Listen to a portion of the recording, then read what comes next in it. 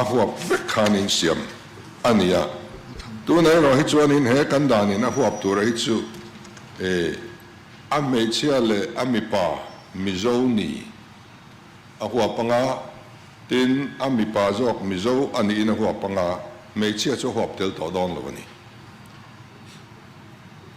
kan meichia ten namdang an nei khan an mizo na ato to don ani an faten tribal an ni na te an claim thei to lovanga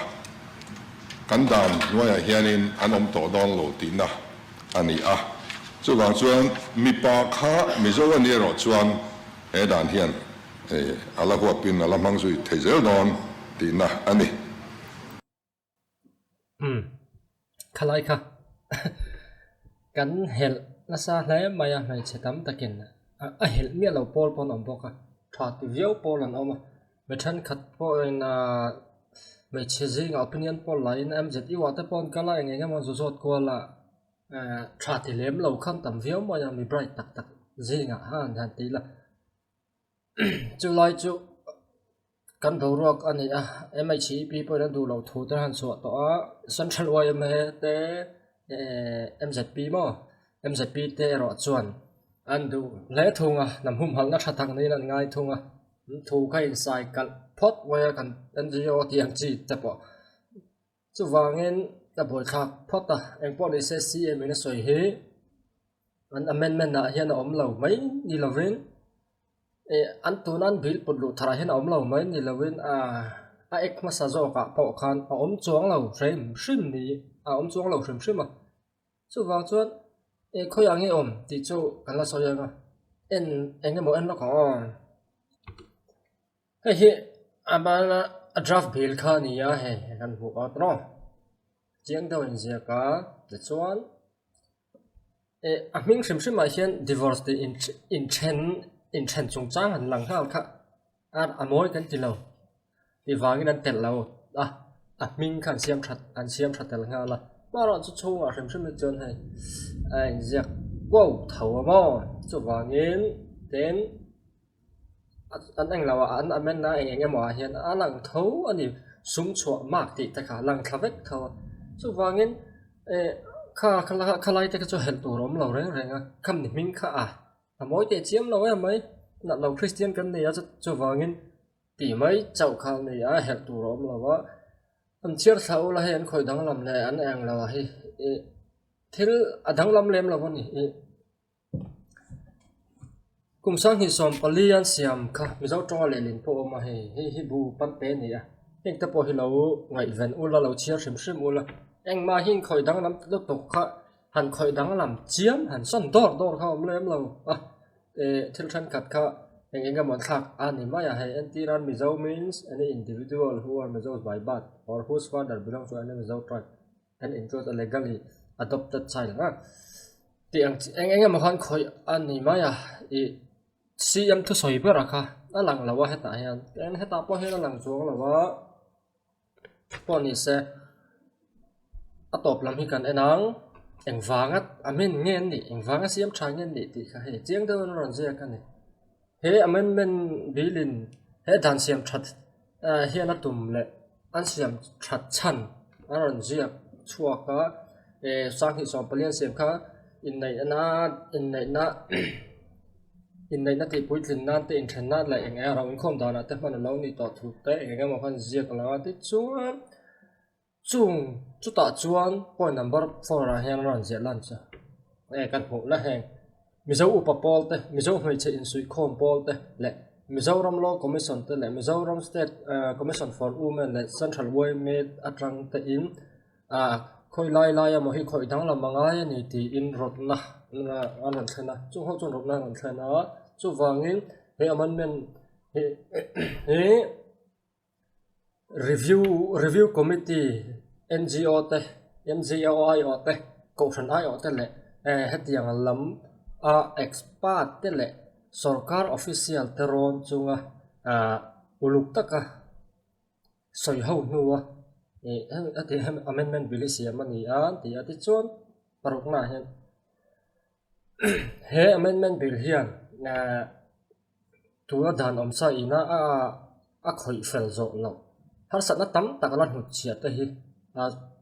a ron ching fel anga tin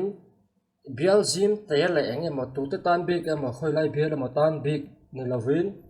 a huap zo thai ang ber tur le a mizoram pumpui nan sor tan thai turin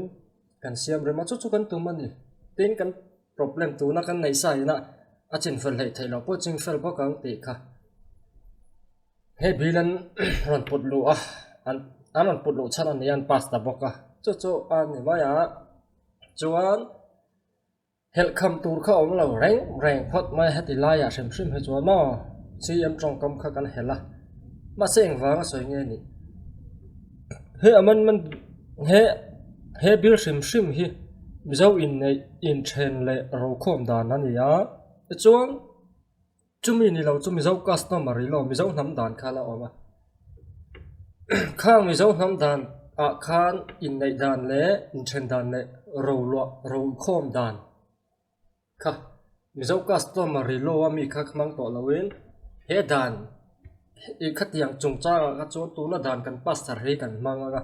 abak enge mo neu lo ma kha chuan mizo customer lo kha ala ding renga e chu wangin chief minister sian engma soi sura nei vakin ka shalawa e dan pa huyan an ola repeal and savings dia hianen section 40 ya hianen hian kan hu ni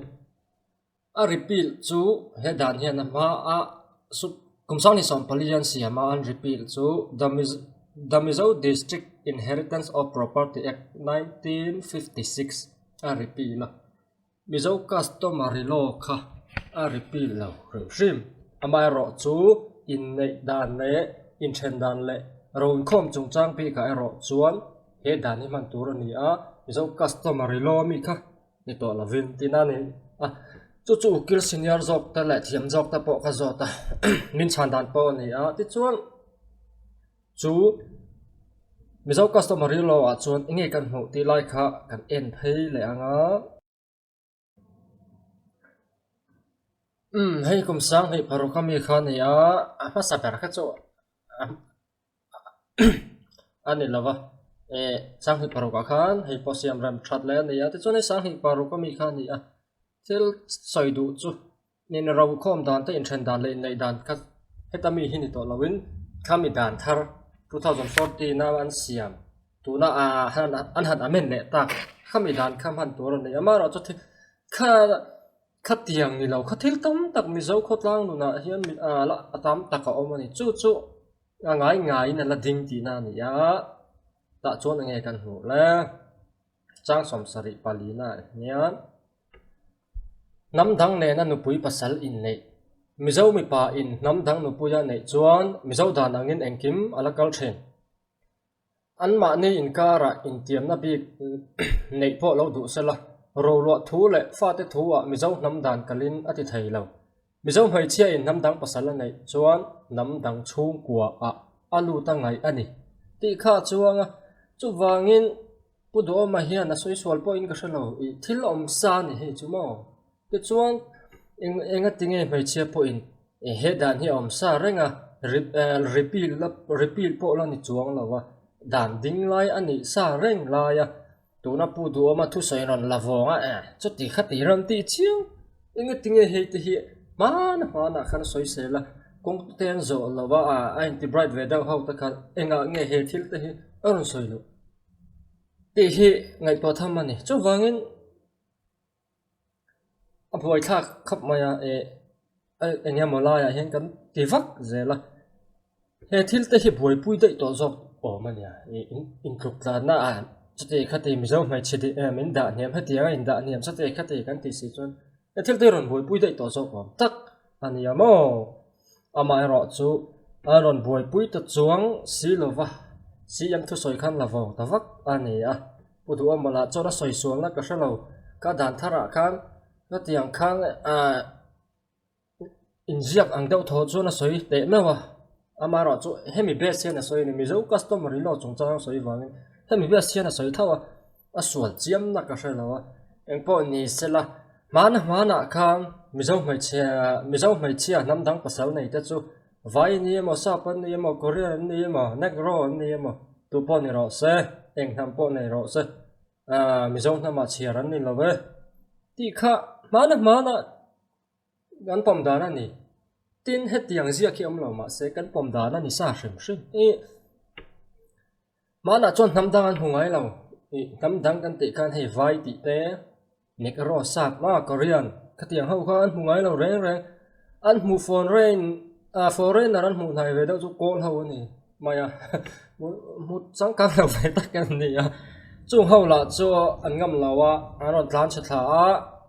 poi ra hlawi ran tlan chia te ngai ngam tam tak kilometer ron chu kan ni wang kha ho khan hu nai ni ti chiang rang te chuan in nei gan han ti an ham dang nei ti zo soi po yan mi zo na thak nam peng ji ngan ti nan lu sei nu in ral te pa va nei poi pa va nei tiang chi an ni lem lo chuan nam dang han nei kha an om meu poi na rin om lo wa kang lai kha chuan chu wangin an mer hriat em lo wa ama ero chu nam tin khan ral te ani mo lu sei ho an ni mo eng nam an ti nan an ham ming angin han soi tai la ral te khong sing te pon nga ka tiang chi sang sai lo ta wa khang zong khan lu sei nam lo ta po khan sa khon nei sang vek mai ni chu wang chuan an sabia kai nang lo wa mei chia le chak a in sa khon nei lo ti nan soi thina om zia chu ral te mei chia in lu sei tlangwal alwa nei chuan awa nei pa lu sei tlangwal te sa khua kha apasal te sa khua kha abe ve ngal mai ni apasal te sabia kha chu tiang bokin lu sei mei chia in ral te pa nei chuan ral te sa kha abe ve le mai bok chu wangin mei chia in sa khon nei lo chak ai po chu ti bok chu ni engema in thoi na thil reng a hin nga ma lang lo hmana na om ve ngai lo wa chu wanga chu tiang soi chun ni ti in pu jam tau khu do khu ma wa tu jam tau khu man min thrila trong un fril fia na khan chu thilom zia nia chu ta tanga lang chiang chu keima ni zong ha thak pui ngei kan va nei po in an sa kan va bia an sa khu bia in an va om ve nga la chiang reng tron ma ni an om na sa kho piang han biak miao chuan an va lu na chung kwa khan an be nget chiang kwang ti hi lang rang ani khata tang rang po khan chu wang chuan mi zo mai chia te din hun hi khatiang kha anniversary shima chu ta nam dang kan te foreign rama india mi vai ni ma khang hau po halo ni ta salangin chiang sa ranga te chon kan lo in chen pola vai ti te vai lo te sap te pon nei kan lo chin ve ta ka wangin hatiang dan hi chiang kwang zo ka huam zau zo ka siam khangai ta an jiak chok ve ta ani maya thilom sa reng ani hel tu rom lo reng ti lai te hi hriat a tha khop mai ti kha kan so yang te chuan in tluk plan na dan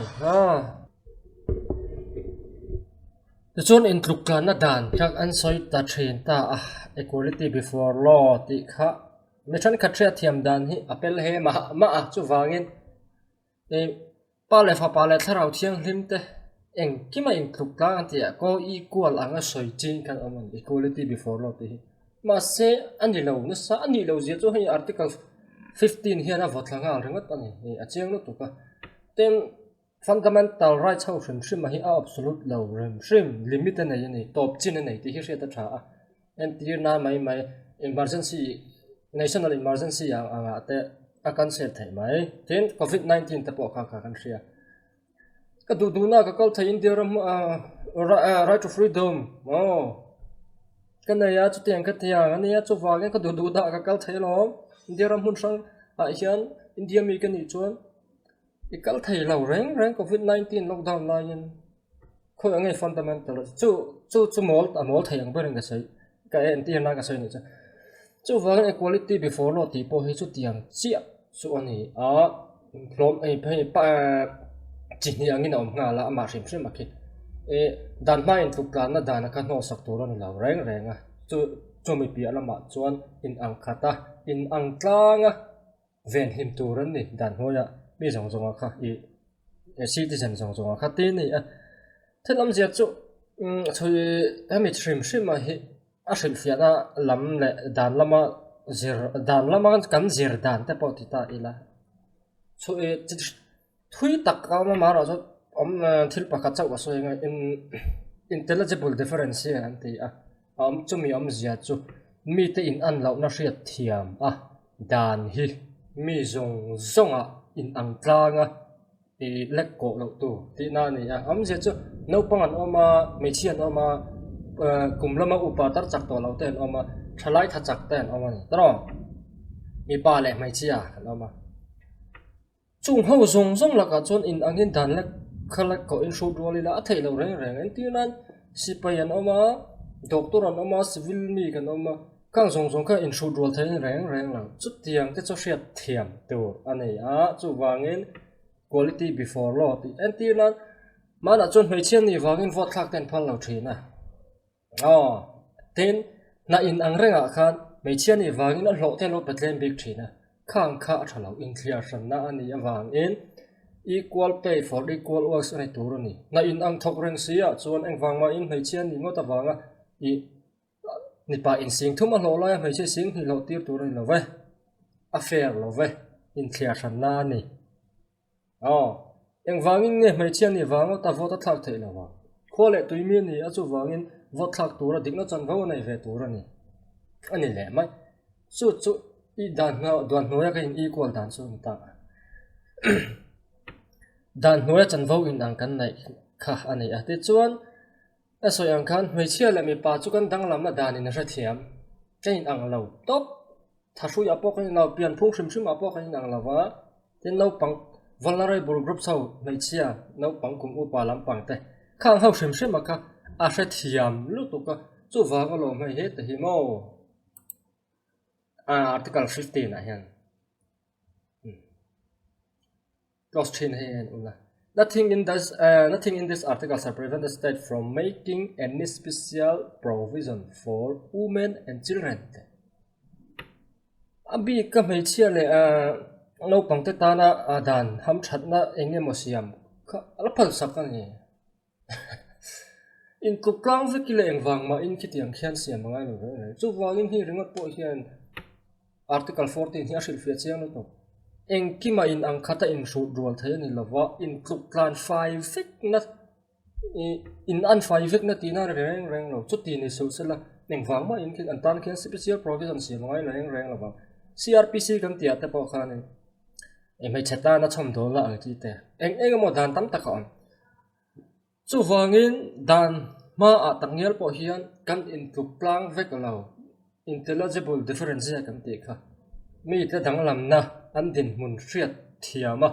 chumi mila dan chu lek ko tura ni a chu wangin equality before law te hian dan in hum him na min pek le chan vo emo a in anga min ven him na le min pek kha asoi zia ani a chu ta chuan inflation lo tur anga nge sa khwa wang te nam wang te chia wang te mi pa gender ma me pa nge kan dia mai chia mi pa kan ni wanga mai chia kan ni wanga te inflation te LGBT ni te ang chia te ma eng mo kha tam tak ma inflation tur ni lo ve pian na hu na wang te emo trong wang te poin atam tak ma he mi hian ho ma em trong ma na wang te vun rong wang te inflation thela ang khatin dani na enani khang ani wangot khan hoi thung big lawa vun ngau pu da wangin chung nung bi kan lo english mang mi ni wangin achang kang bi kan lo hindi mana wangin thing bi kan lo kai nang vek thak ta khan in thia na rem lo ve ti khan ni a chumi bak pe la eng kim ma kam du na mun khoya po eng ti khuna po I man tu ma enge mo zo kan soi hi chu azia lawa yang an set fu lo wang mai ani a chu tiang ngai dan chu article 15 na hmai chiam hi na votla sa reng chung ta chu hriat tur ani chu wangin thil hi akhur bing zong ko talak lak tur hoi zaw ve da hla ka nga ya am je hriat tu ma zir te po anga ya ni te chuanin kha mi zo mai chia te chung changa chuan ni ta sela anti non parliamentarian ho po hi ne la special privilege ne ya assembly house session om chu an trong te an thil soi ta ka khi sao lạc thầy lâu này chú vàng alo mi mal taka nó hay tí po khan anh tha anh nốt rèm anh thì mà anh thu bồi là bồi anh là ngay rồi anh chú lại ta po chú tắm taka mà chú mi ni vàng chuan parliamentarian hậu lệ cái ni hậu hi in ang in shoot nó thì là anh đi chuan cái ni hiền anh nghe tiếng defamation case kan la ka ten file thai bi ka ni nghe tiếng file về ngay lo tắm taka mà ni soi tu chú vàng chuan equal protection thì ta mau equality before law thì ta hi limit này ni a gì này context này lúc tụi con này vàng nghe đủ đàn đàn nam gender equality mà include plan five việc nó thì làm hi akan kok lo sim thì khác xét ở trong khóc mà chú vàng ngân soi tổ hey inflation lo tu tiếng gì cũ là đó giá có vàng thế chi nắm tiền chi các khán inflation rem lo mấy chuyện này vàng nó lo pet thêm big te vot thắc tir về đủ lo te lệ khá tiền đủ lo te rem lo chút chút này đàn in chân vô in ang min pe a in home him na đàn em mà mình pe kha soi chú mi soi na chú anh chút tiền này là vá soi ang pa lệ thà rau thiêng lim national Constantinople compuina al formulate vel ang sil fiat turan reng lo ni ti lai kha war taken gan soi le tu te se na soi kim tak thai la ti chuan thil chiang ta lo lang ta chu mizo society a hian mi pa le mai chadin mun hi ain ang lo sa sim ti ra tangin ama ro chu kan chang ka kan fing chho zela mai chia ta po ko sana te an lu thuk tual la politics a te pon lu thuk tual la mana thing zing vartiana thawa ei rong bola bu denga tui choya pasal tet wa ma mo jong boi puya chua ka thing foma fe hoa po a phur ri jok ka tang khatiang ngot khan an reng to lo re kan chang ka nga dim hun sang so lo to ama ro chu tiang ani awanga a enge ma zonga thil hilak kol tur ni lo re mi pan nen kan in ang vek tur ni ti in khoi ko ta po zu kal ta ila kan ka in mo le chu mi lo ti mai ka ringa ama ro chu thil than khat chu i mai chen ni wanga in en than nang ti kha om thei viawa IPC a uire dan uire case am thin ang chi ta po kha an hi thak mai khamo Joseph sai na avat challenge khan fundamental rights ka lani ya CRPCM ami ta po LGBT ho wangin an the thama Supreme Court in struck down maya alit maya chu tiang chuan a engenga mo kha challenge ta lo hun te lo om ve ta se enge din hun yang ti chu hria thia ma har viawa amaya ro chu ti lo wa tha ni chu tiang chu a chan chu kan na sai phai do tuna khasi lama kan lu tang megalaya boina kan lu tanga kan soi chawa kan chiang khor tu ra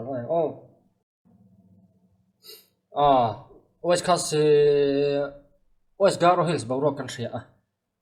muslim pan hin twal thi apoi le maya tiang thil a thleng thin hi apoi khop maya poi viau na enga ma hriat la injir chhuwa na tur enga ma hriat ngai la injir chhuwa na tur ama chung vel chu lai vel chu kan uarang tu na hen te chuan abrun som khe en thlan hun ani te kan mo a chu mi lai chuan chu mi ma chuan in hian na kha chu in hulo enga mo kha ron oma an buai tan nuai maya te chuan local NGO te chuan in non tribal te kha election chu ve thei lo tur ngot lovin vote to thak ve thei lo tur siaman duwa an buai nuai ya ti kan ho te chuan en hey Congress government ka tiang tan an mo pu ni ti te in zia ka tiang thila hian enge chu kan sun thla te chuan Garo Hills Autonomous District Council he Khasi la Gentile Hills ang lo takin he Garo Hills a hi chuanin non tribal ta kha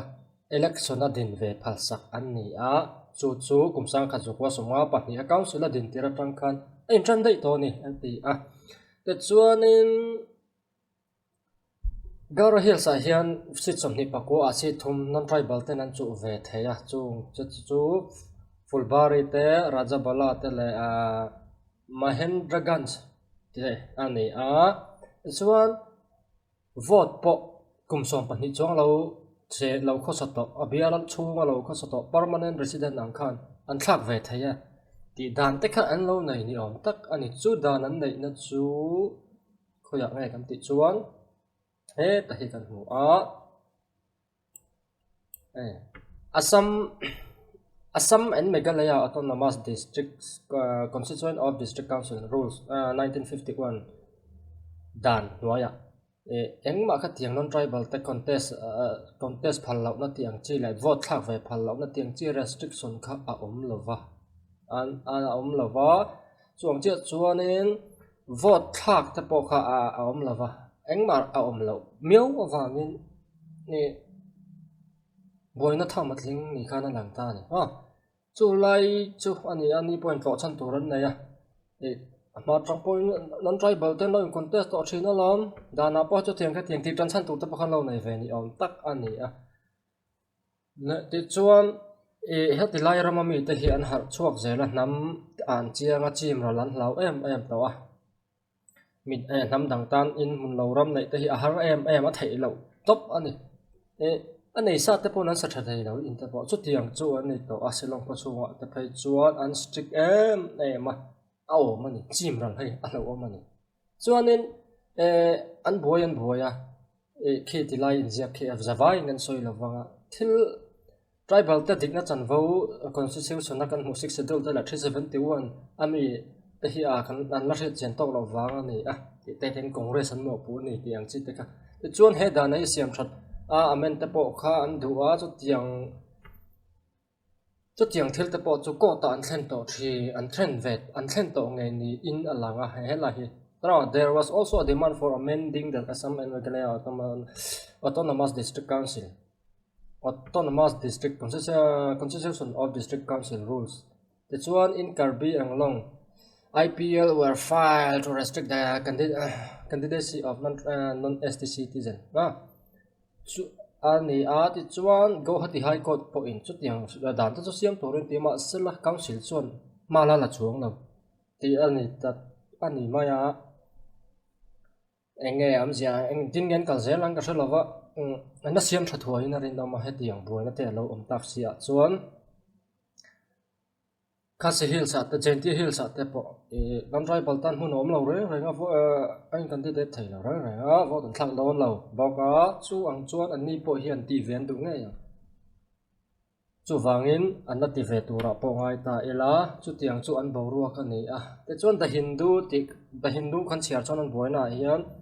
non tribal contest non tribal atanga in thlan ron chu ve ta hi Bengali tong nang Muslim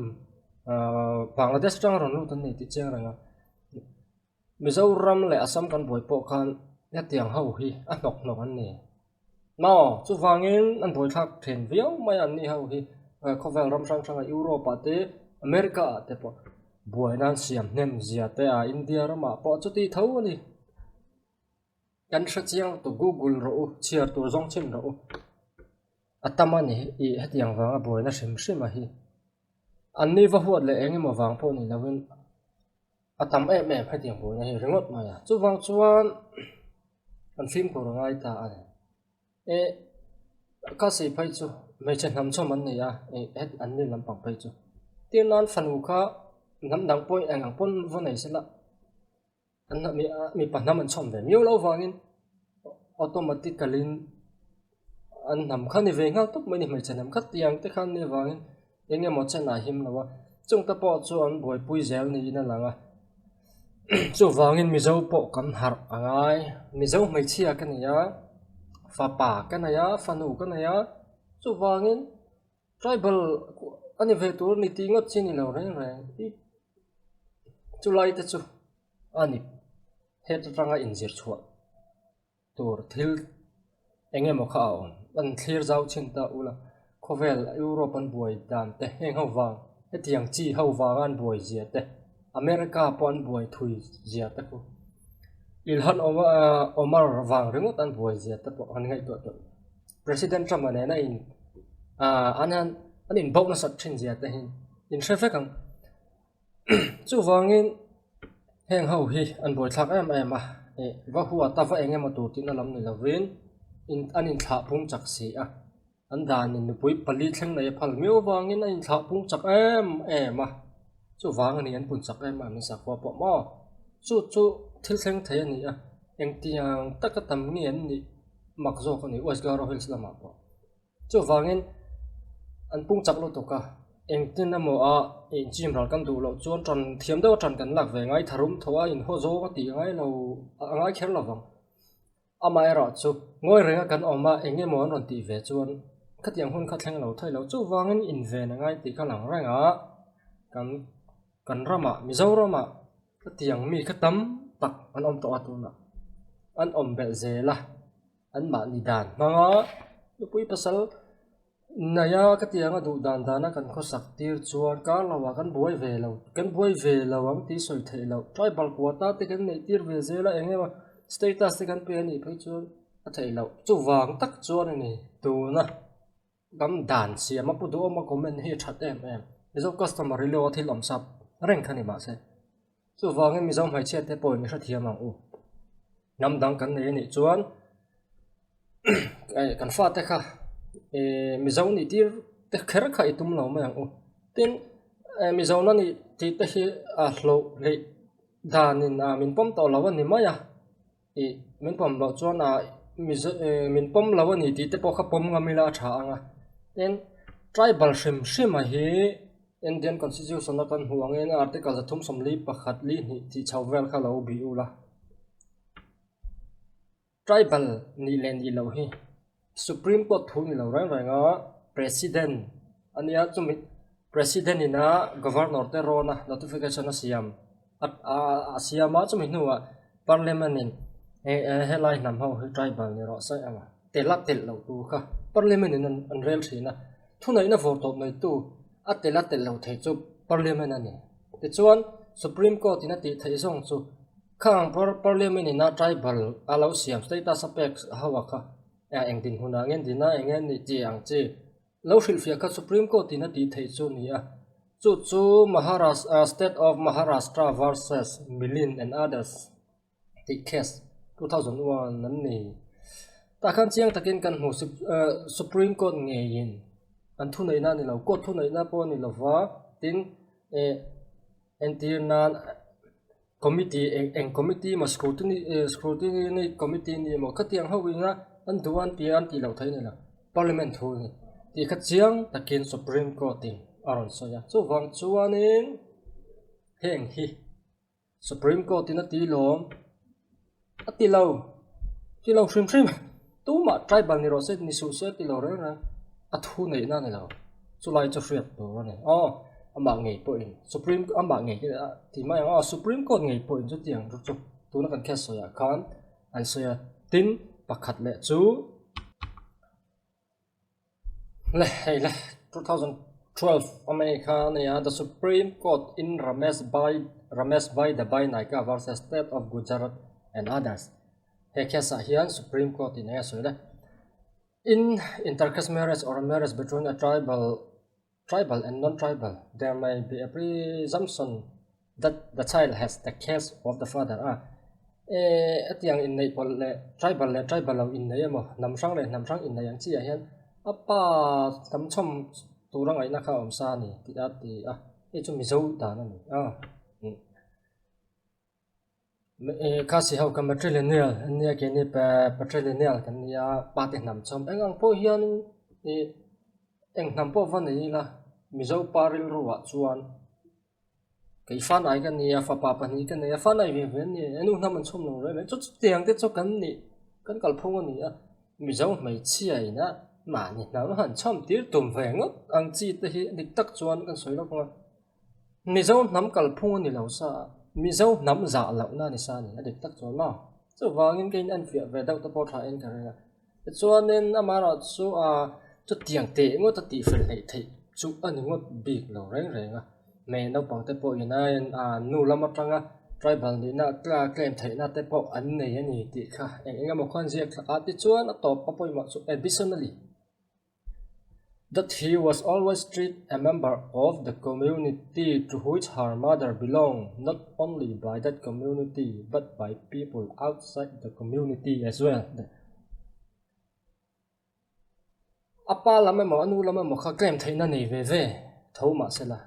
he khe si ni Supreme Court in anu bula sei le na ni chuan anu te community ase lian ni chuan tribal an ni ti lom a tingot lo ni han siarela poimo chu topa anu te chen na nam society community in an poma tin chumi community te long ningot lo chuan chuai zau ana borvel mi ta po chuan an pom thin ani ti khat chiang takin langa heta hian ti nan YMA te NGO pol dang te MZP te po ne IMHCP ang zonga te po then om khoveng te po an pom nan ang chi khan ni a chuta chuanin thil poimo lutuk chu a chen na a mei che community ten an nam pui ten an pome ti kha a poimo ni mei che pakhatin nek ro pasala na ya fa kha mizo ni tir vet atum khan mizo a chen na khuwa community chau na mizo ram pum ta khan an pom an tin a chen na khuwa an veng wai me an pom am NGO pol da an pom am MHCP tiang ten an pom ko shani an pom am kha poimo ni chu wangin eng ang pun ron ni tir tum veng ti la community a mi pui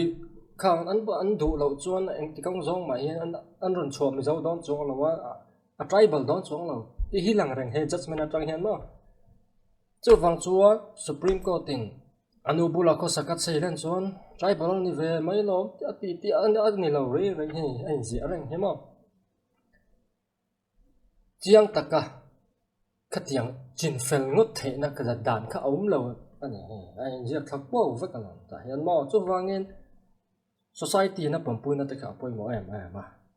chuan mi zawin kan pom don lo ti chiang takin kan soya kan pom don lo vai chu vai ni e chu lai te sa shriat tu ra ni e ama ra chu tribal kam ni le ni lo ami zo nu ka tribal ni le ni lo ko chu state sarkar thu ni lo ra ra nga kun ta parliament lama mo kan ai op pakhat ve ve kan thon thaina ang chi a chau kan ro ren la sang zo ka khang hawin an ngai to tu kha ani a president ta e supreme court thu po ni lawa kan tribal ni na hrem chu tribal ni sa chumin ban theingot lawa kha shet a tha anga ama ro chu supreme court in he pa hi tribal ni to su se ni reng ro se atingot thei lawa thu ni lo shima chu wang chuan ni he chu thuk da pe po hi han ngai to wala parliament tanga nam choma ngai kha ani ngal sa zo tin ti fel ngot thei ni lawa ma ro chu van tlang an chen na an khua rampum khang hau te khan an pom thin khang hau pom puina kha apoi mo ani chu wangin te ni po nam dang pasal nei kan ni a ti mi zo kam du chuan mi zo khotlang le mi zo nam za taka dil ve dek angai do na ma semin pedon chuang loin langa chu wang chuanin dil lo tha bai te ni mo ti te kha ngai to thlang ta ilangin mi zo nam te hi za ila LK format trong kam te kha han ho ila ma ni nam hangai na chang po hre lo chuan siam tu po mangai la wa ti ati hial mai ni chu ni nam po za lo chuan an siam tu pathian nam siam tu pathian po za chong lawa e chu lai te po chu ngai tu thlang pha ila ka mi zo kan claim si a chim ral tham le kan lan ni ro box si a piang kan tam piang le thizat kan in book hlei thei ri box si lawa awan dur thak ma chu wang chuan nam hangai ril ru kan pu ni chuan nam dang kan lo ne ni po in kharo ko ma la lawila tribal status te kan ei tir ve kher lawila enjoy tir tum ve kher lo ma non tribal ni mai ro sa chu lai chu har sa lo tro pasal nam dang anai ngam chuan an sa te po zu va benga mang miang muslim nei chuan muslim sa kho po lut mai ang miang hindu nei chuan hindu sa kho po lut mai tur ni adu a thang to chu tiang ngam le chuang si la he taron ti tribal tir tum la thin te ka dik tak chuan a dik lo rim nam za lo na ni pia lama mi pa ngai ril ru tur ni lo rang ra yang ta po hi hriat a tha tek ta kha kan soi anga ti chuan kan ma mo chu kan thil pakhat kan ma mo em chu uniform civil code hi kan hlau tlat zela a bil khan chiar ula eng ma hlau tu rom lo bil a khan no e kan rei lo tuk to ngam minute eng zat nge ni tuang la next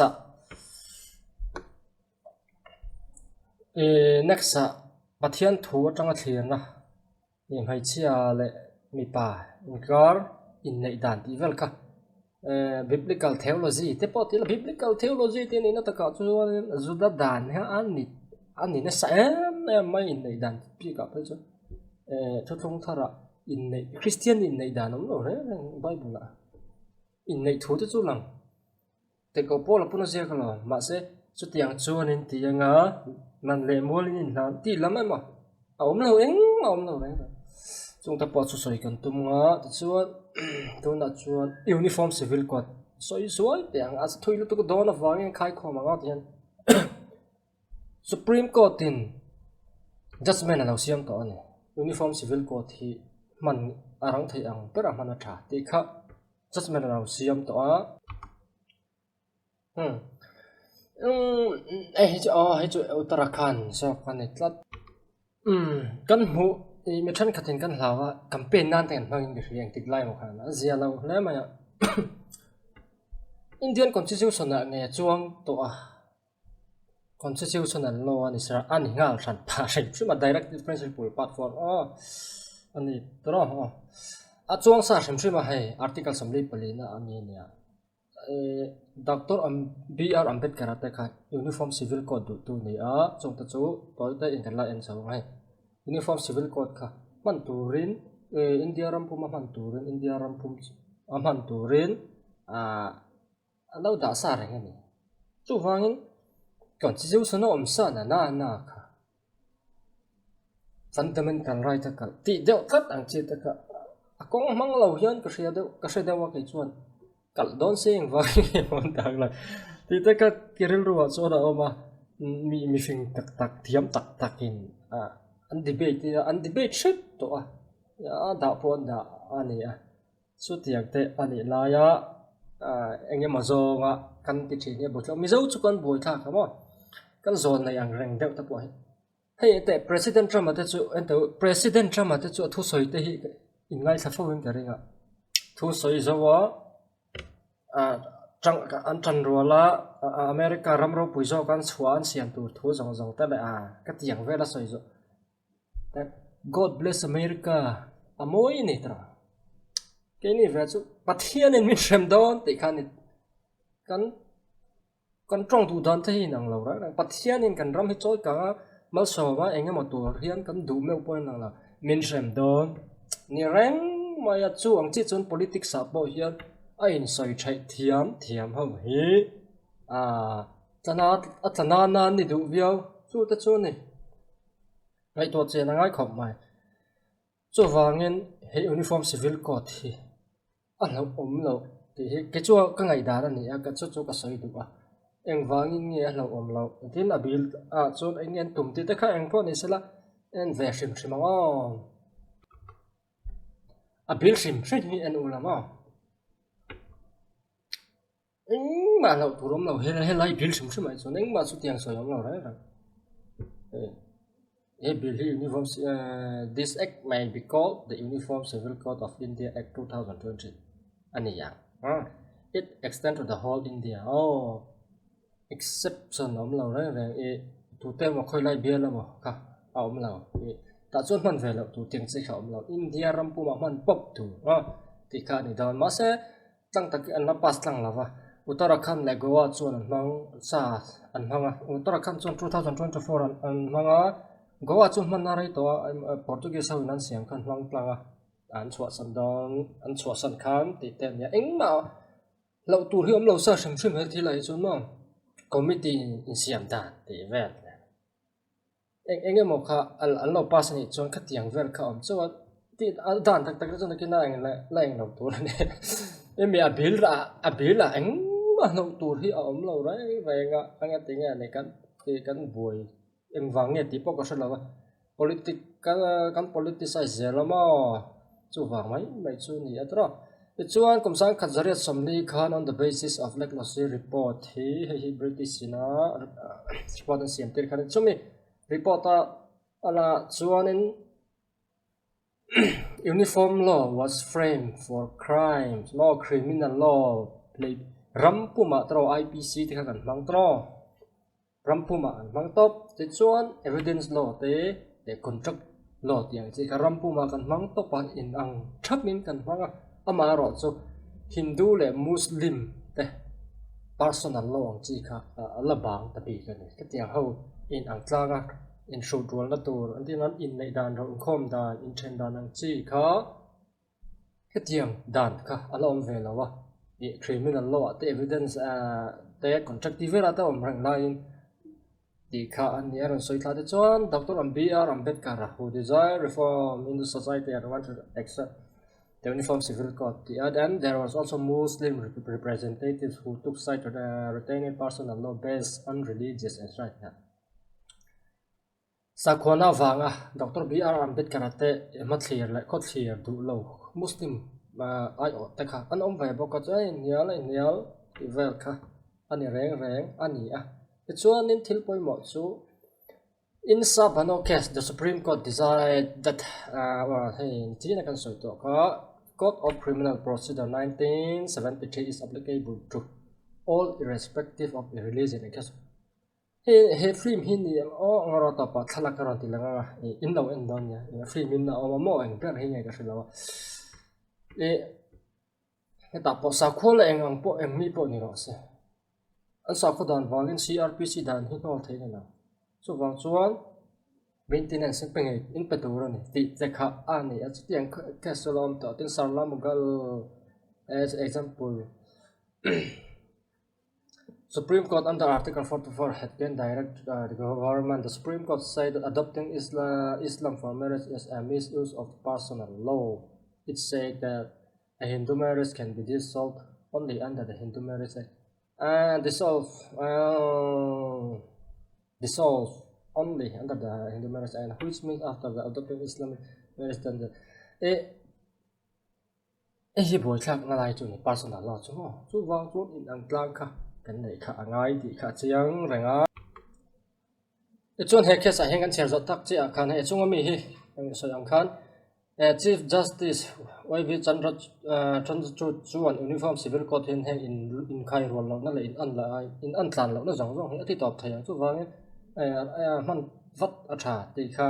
an soi ani ma han judgment a chu thlom ji ni a chuan he Sarlama gal case hian Hindu pa khan nu pui pakhat ai tamana I du wang Islam in convert ani ai in le tani chu mo chuan Islam in le wangot khanin ka kami in nei contract dang zia kan munu pui dang nei tu kha Supreme Court khan ti ka ti big ta sir wa ti chuanin chu thil ti chu hi IPC section zali som kwa tali mang khan thiam lo chan tir ta zo khan chung vel chu ani dan hi etiang dan hi apoi thak em chu wangin ka tiang a tingut kha an thol reng lo e adik lo ani buai na me no a thlen thai dan in ang lo kan nei myo wangin ni Muslim in na pui pali thlingan nei thai wangin ke khan na pui pakhat ai tam nei ka lo du ve ta ka va in let ta an pui pakhat ai tam ka du wa ka in le ngot kha ji ka ti tar chuang lo ani ma Supreme Court khan ma achan chu Hindu ani anu pui kha then chuang hlei lawa ni khatia wa tingot kha dik lawa achan chu Hindu in ani wangin Hindu in nei da na khema Hindu marriage eka kan in chen chan tu ang chi te kha om ka chu tianga eng ma in chen chan le pho ni chuang lawa an in nei ti tom na pom chuang lo khatia wa ti kha abo che sa rim shema chu wangin shamta zo kan ka thil om zia ani apoi thai le ani he tiang thil chulai ta chu ta thang ti chuan he tiang dan hi lo om ta sala eng tin nge mizo kan buai ngem an buai lawang Bible ne na in kalem ai kal lo sa rim tir ko pola zirti na nge no pui pakhat nei support sa tro ti chuan in Uttarakhand UCC po he ko ta kalme kan I mela thuthlok na ko tin na siam lawan challenge sa Muslim number kan ni chan chuan tan chuan angai nam lo reng an dan kha pal zut hem don an UCC na chiang ranga semi zo tan nu pui pakhat nei practice sa tan le enge mo dan khermoi tak nei lo tan hi chuan boi na to reng om lova etiang dan hi mang ta ila Mizoram a hian Muslim te mo eng nam eng sakhwal eng nam po in hun lo rong het nei po in lo om tang sala dan in phal lo na nu pui pakhat chau an nei chuan in thla pung chak don lo ti hi chiang ranga chumi chu a that na ani he da he mo thì chuan a that le na chu gender equality anga ma tu la po dik tak chuan mi zo dan po mi che mi pa ma ve thei lo ringot te hi anh suk ta lo je la na ne nga thon thon mi pa ina ma thei kong ka su le ma tiang mấy ta ka anh em mà tâm vì ông trên các cái cục càn lâu giờ thì lòng tu ni sum cho in anh bùng rồi giá sống ngã chẳng về thầy ăn giá sống ngã ai tắm lâu nó giá sống thì bao nhiêu thầy sống thuốc bao nhiêu thầy cái tiền mấy chế định muốn cái sáng thật cho nên đã về ngày mà sẽ UCC hi phong ta là cho anh đủ ba anh thiếu này khác ta do cũng lâu rồi anh bản hiện ta ni lâu chân bao nhiêu sẽ in giá xem bốc này mà anh này đó chuan in chen du po ni sela mi pai na mangot mi zo mi pai mai chia mangot kha om to do lo ra in chen thai dana po chan vo in ang chia dik na chan vo in ang chia an này chu tiang in nei don po in chan vo e contract ziak fel vekin in register thapin an in nei nga an in chen po in chu ti bok chuan ti anga chuan pui pakhat aya tam nei lo tu mo tiang ji zong zong ka at tel vek do na ni chu wangin tun ma zong a in ken thuplang zo pang he da ni mang ta ina ti chuan ro khom chung cha nga po ni nga ke ni na kan ro khom siam da te ma kha alo a photo lo tam tak kha lo om mai thei mi padu sak ma te ma phat khum du sang na ang chi te ka alo om tho kan da na hian khang te ka abo wa kan nei chia po na chang ema an khai ro le pop mai do na chu tiang dan chu ania a ko chu mo chu wangin ini lo tu Christian sa khu ne nei min lo nam reng lo wa Christian sa khu in chu tiang min sir ti lo reng ro khom ti vel pe chu vana ro khol tu ri min do chu na chu wangin kan lo hi a chelu tuk ma chuan mai chedin mun yam lu tu bang chi kha tinan Islam sa khu a chung soi la thini la sabano kesa ta kha ne ya mi pa in mi pui pali thleng nei thei tin no pui than do chu triple talak apua ga then mai chedin mun kha an niam zia chu an thia ngan chuan chumi dan saria lo ti vel pang pok chuan ni anga maintenance ga chom do na pek te po kha du rem chi alo ni lan na lai kha a oma ka war cheng ti lawan da nei chung vel bo lok te po chu ne ma se ko tin ing sa khomi po ni ro se tu po ni ro se maintenance en patu ni chom do la hen patu ran CRPC le hemi hian kalawa chawangin pasalin anu pui hi en chan chuan chom do la en ko thai lo wangin a patu ran ya fa te le kha jen to te ka Supreme Court thu na alang ta chu thilom jen ni a em mai chedin hun he sa khwa zirtir na firfiak tak le enge molu to ka hian zalen lo na tam tak oma khang zong kha en shoot thadon ni UCC kang hian wa chu khiat a tha a te chon Uttarakhand ta pon pui pakhat ai tam nei khap dan om sa a goa te pon ni a goa UCC a te pon ni a ka tiang khan dan in ang tlang khan manga in register ngei tu chendon po chu tiang bok ro khom te chumi dan chu Christian zirtir na na in mil lo no wa tin kan in nein piak ina Christian chu kan in nei don thau Hindu po an ti dali na in nei thau wa ma se ken khai rual la khai ngai chu lai te chu hriat tu ne kan sa kho dan khamiran pal zut sak to no ren shen tin Christian sa kho wa in nei dan am la Bible in chu tiang soi no ren kan ti dan hi mizo in nei dan kal phung process zong ti in ato pa sap ti dan in biak ina mor kan bo ko ne ani na ta ka so pol mixing kan ti kan nei dan ha chu ani ya om sia a chuan chu wangin kan thil hi kan sa fu lawa kan la koi kwal mai ani lau tu rom lau heng te kan him na tu zo kan ni a chuanin he bil po hian ziak lau daran ti ang dewa churi la hian main target enge mo na yang ti hi chiang rang kan ngai to thia mang ka soi lawa mi zo hi central sarkar hian min enge mo a min ne ral tung ta hian kan han sat ta thin kan van a tak ti de loi chu tiang chu ni lo ne enge chunga hian om mang thilin phu mom ti chiang rang chu wangin cái soi po ngay là lăng xa này chú vàng in harang u heng te hi lo om lo kan him na tu zo khi kan lau ze la tin akina poi kan la tilu tu ka ngai to chen ngai tin ILP kan na ya ILP chu purpose na ya pe kan ni engwang lo lu ngai ni eng chen ngai cham don limit po này chú mình khăm chú con nhà lại khazir turin cái nào qua lá cũng thum bị ai khazir ra cái họ lại nào wow tiếng khan ăn tiền này chú ăn khát tiếng ăn limit tiền tổ hậu khát tắm tạc ăn ôm nghe nghe rằng thôn hồ hoan dễ với tổ mò tụ tay nghe thôn hồ tạc thôn hồ chi đâu ăn ôm chú vào bên không ở ngay này quay mê này check photo thì ăn chập hiên này check hay ai qua hiện thì rồi thôn hồ dễ rồi bây giờ mà thiếu bôi thay hàng tiền là ôm thôn hồ dễ rồi sẽ chú vào bên anh là dòng bộ pek là ngầm tế bộ chặt arin mà tên in hồn đầu ram xem cho mà hi lên revenue app đàn cái này khang năm trai bảo tán ram hết này thầy lão lại thầy lão ra xem mà bar sa và ngén cái này mà rõ cho lâu này tôi còn lâu ông thâu mấy thầy mình sẽ trọng mấy thầy hẹn tế bộ hi đàn mà ngã phí khạc chủ chọn phí khạc khá achai na ren ama sarkar ang pon ami puyang po tran rol kha atul via wa ni lo chuam nakina kum som ni te han diam le chin sila adan dang vio to mai the tu na po soyo moi lo khop le eng ama mit ti kham khop atang ta viau harahun viau megalaya po he en boy tran chu ni he tro chu wangin I harahu ti lai kha than hem ngai takin thiam lo takin ka soi du kan him na tu dan te hi lau zel la bo tin a top nan na ka soi du chu article 371 g hi mizawin dan kan sia banga te chuan kan sa kho thil te le a kan nam thil ne na in kung kai na nei ang chi kha kan du kan va sia manga chu san thalin an pom lo thiang lo min hi sak thiang lo ti lo na lawa sen thalin dan a siam kha chu dan chuan mizo customary thil te le in hun lo ram kan in le chon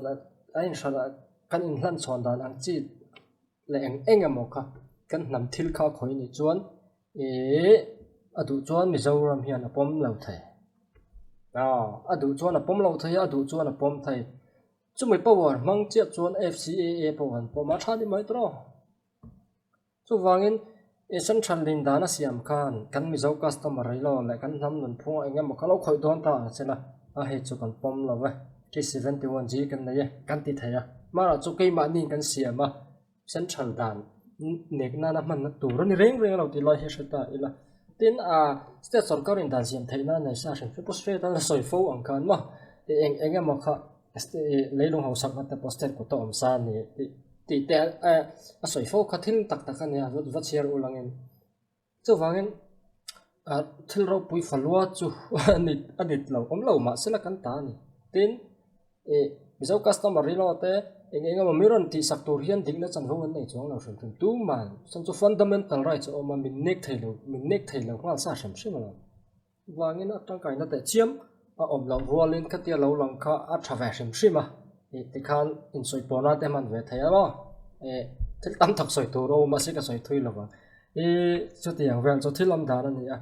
eng po ni ro se na ma hian chia na tha an ham hanga ya tha min in chim ral hian lo om kan na tlem si a pathian kan hmanga ya ni pai chon mizo rama pior deuh taka kan mangai hlang deuh taka kan mangai ani lo chon chan chen thashil te po haranga pathian rong bol te po han san na chin la oma kan in pol sop lo tu chuan chu wangin kan ti tur chu kan ria soina na ngai lo eng po ni sela kan work ethics hi a in thau maya to tak dan chuan violent nam dang te chu an do thai em mystery te po lo ni ta sela a chhor tu te hian an thunun thaya anin phan yam ngam ani anin phan yam ngama anin phan yam thaya ni ase mi zo chu kan ni lawa kan ni or maya chuna tu min patui lo de se kan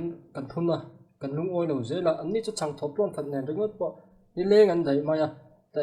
mong changin ko rai royan ngai rangin nan thoka thunu nan no mai mai ma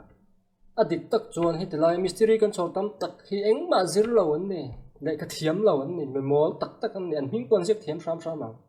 wi vai mystery kan chare chuan kang hau ka help par khan aron mystery vele kan han mu vai kan han mu thiam ngal bi em ringot te hi engi om je eng ma zir lo mi mol ve thon ne chu wangin mu san chan tu ran lo rang na dik tak pai chon dan lo lu tan la ni le ngala dan ni ai thiam tai ma jok thok chak jok mi zau kan chor thai thai lo chan chu kan ok ethics wang ani fo chu wangin ni zau ta po do thai kan zira na ya ni min chor tu tan thun hoa kun thiam za thiam klom thiam kha thul ani lo chuan mi in ham dang chon lo man ti jok me chuan mystery na ang chi khelo po thil tam taka ke ni ai thlang jok fo wang ti kha rin om ranga chunga chuan ke ni po kan siam ra ma thul viau chu tiang hun ta chu alo la thang tu ra nga yi la i chung chu lo thang chuan zoram thar ni mai ba kom lo ra ti ne sai sa poni sai kap tuil tu arei ta anin om lo tu palanga ka tong buang bok sia ngo sai tu tam taka oma ta sai chat tak tak kha te lun nam tian kan du to kan thila ru lang lu tu ka sai po thon lawa sa khoin huan na tel enga mo te ang thai ma se tu na hian sa khoin huan alam kan soi lawa mi sau tlem te kam ni wa ngayan le in kha pun lam mo lo tu kam ni wangin i nam dang laka te hian film khor dau la i thik thu te hi la ti che deu la kan ti ni nam mai wangin nakina amak ta duai som ni som thum som li kan ni huna te chuan azia te tak te po ma na tu na chuan kan tlem maya mo po tha chu wangin ala vila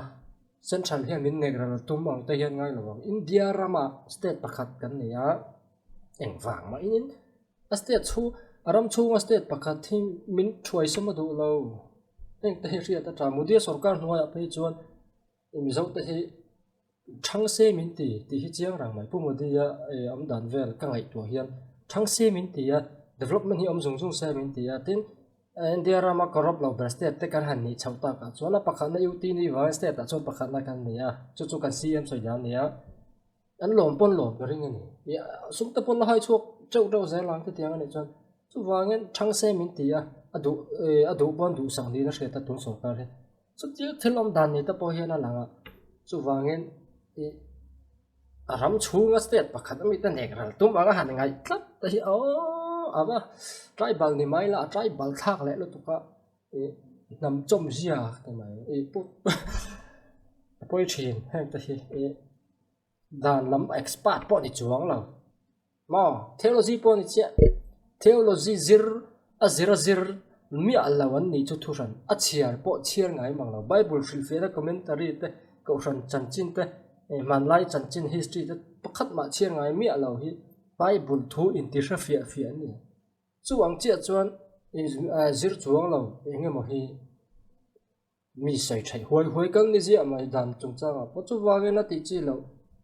supreme court thok na te enge mo til tam tak oma tin india ram pum chun le a chan chin te ngai to hian enge tha a thang ngai to tur tam mai hoi zau dau hlekila nam chom zia lo dau i po ta thakha mai ril ru ta hi ti zau wila ngai to na te hi han liberal ve dau sala te chuan kan zia mai ni lo chuan India hian min hota ta kan ngai chuan dik lo ke man ril ru dik lo min huat chan tu hi om lo min khoi ngoi zo kang ken re thai kan pacha si min khoi lu tu zo kang ti te hi ring ila thaw ma ngora ka tong tam ta du to ko